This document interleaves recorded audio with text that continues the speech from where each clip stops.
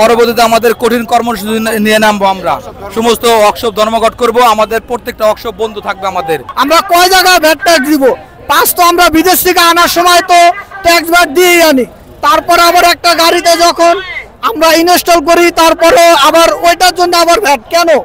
আমরা তো রিপেয়ার কাজ করি, সেই ক্ষেত্রে কেন ভ্যাট দিতে হবে?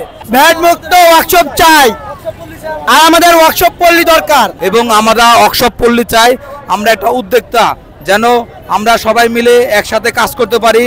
বাংলাদেশের বিভিন্ন গাড়িগুলি আমরা কাজ করে থাকি, আমরা যদি কাজ না করি তাহলে কিন্তু ওয়ার্কশপগুলো বিভিন্ন গাড়িগুলো চলাচল কিন্তু বন্ধ হয়ে যাবে। যদি দাবি মানা না হয় তাহলে পরবর্তী দাবি আমরা আন্দোলন চালিয়ে যাব।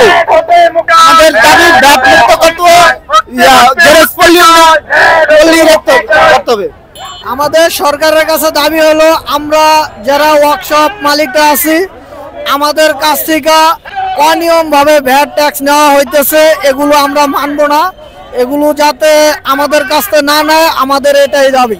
আমাদের একটাই দাবি, আমরা ভ্যাট মুক্ত চাই।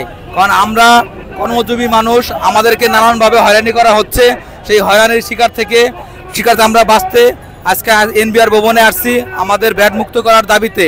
কারণ আমরা একজন উদ্যোক্তা, আমাদের মাধ্যমে হাজার হাজার বাংলাদেশের সন্তান মনে করছে কর্মজীবী হতে পারছে।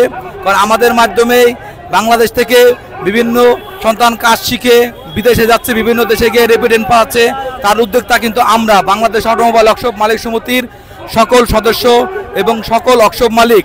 আমাদেরকে বাংলাদেশ সরকারের কোনো ধরনের কোনো সহযোগিতা না করে বরঞ্চ আমাদের 15% ভ্যাট দেওয়ার জন্য অনুরোধ করছে এবং আমাদেরকে নানানভাবে হয়রানি করছে এবং আমাদেরকে হয়রানির শিকার হতে হচ্ছে।